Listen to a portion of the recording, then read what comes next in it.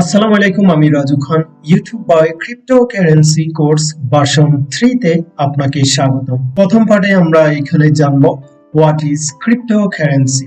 Cryptocurrency কি? এটি আপনার কাছে হয়তো খুবই ইজি এবং কমন কোশ্চেন মনে হতে পারে, তবে আজকের এই ভিডিওতে আমি এমন ভাবে ডেফিনিশন এক্সপ্লেন করব, ক্রিপ্টোকারেন্সির অনেক ইতিহাস, অনেক হিস্টোরি, সিক্রেট বিষয় এখানে লুকায়িত রয়েছে, যেটি আপনি হয়তো অতীতে কখনো শুনতে পারেন নাই। সো এটি নবীন এবং এক্সপেরিয়েন্স যারা রয়েছেন সবার জন্য খুবই গুরুত্বপূর্ণ। আসুন শুরু করি। সো ফার্স্ট অফ অল আমরা জানবো হোয়াট ইজ ক্রিপ্টোকারেন্সি। ক্রিপ্টোকারেন্সি কি? ক্রিপ্টোকারেন্সি হচ্ছে একটি ডিজিটাল ভার্চুয়াল মুদ্রা।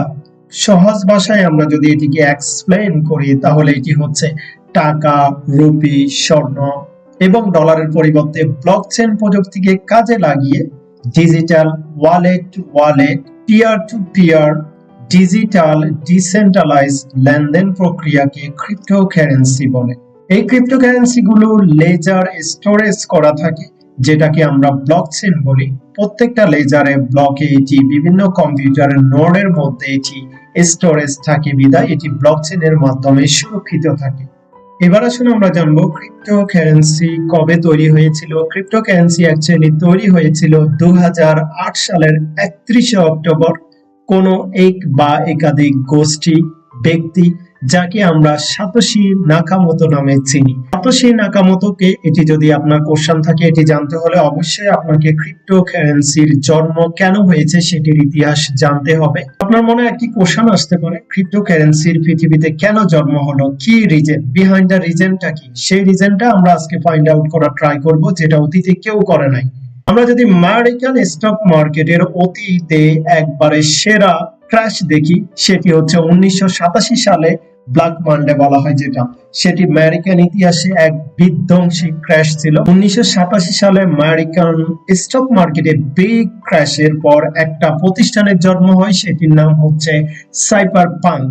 তো সাইবারপাঙ্ক এটি একটা গোষ্ঠী অথবা দলবদ্ধ সমষ্টি, একটি প্রতিষ্ঠান। সাইবারপাঙ্ক মূলত জন্ম হয়েছিল একটি সামাজিক, রাজনৈতিক, অর্থনৈতিক পথ তৈরি করার জন্য, যেখানে থাকবে শক্তিশালী এবং গোপনীয় ডিসেন্ট্রালাইজ ক্রিপ্টোগ্রাফির ব্যবহার।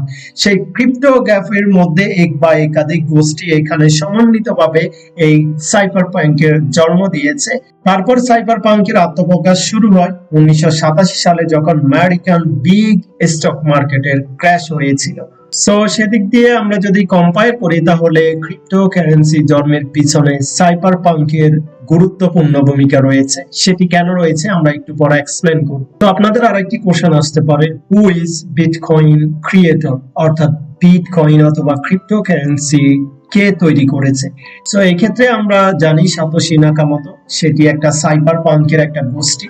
সো সেটি অনেকে কোনো ইন্ডিভিজুয়াল ব্যক্তিও বলে থাকে, অনেকে গোষ্ঠীও বলে থাকে। এখানে সম্ভাব্য 4 জন ব্যক্তির নাম দেওয়া রয়েছে, আপনারা দেখতে পাচ্ছেন, যেগুলোকে মনে করা হয় সাতোশি নাকামোতো বিটিসি ক্রিয়েটর। এখানে প্রথম ব্যক্তির নাম হচ্ছে ডোরিয়ান নাকামোতো।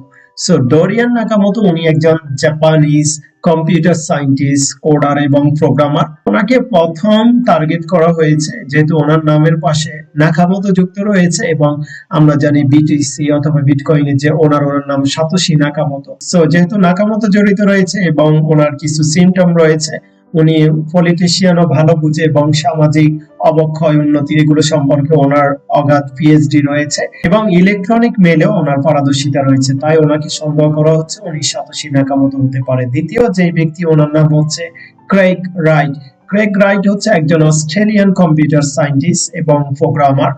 ক্রেগ রাইটের একটা ইন্টারেস্টিং বিশেষত্ব হচ্ছে, উনি, আমরা জানি বিটিসি যখন প্রতিষ্ঠিত হয়েছিল তখন একটি হোয়াইট পেপার, যেখানে বিটিসির রোড ম্যাপ কি হবে, কিভাবে মাইনিং হবে, মিন্ট হবে, এভরিথিং লেখা হয়েছিল।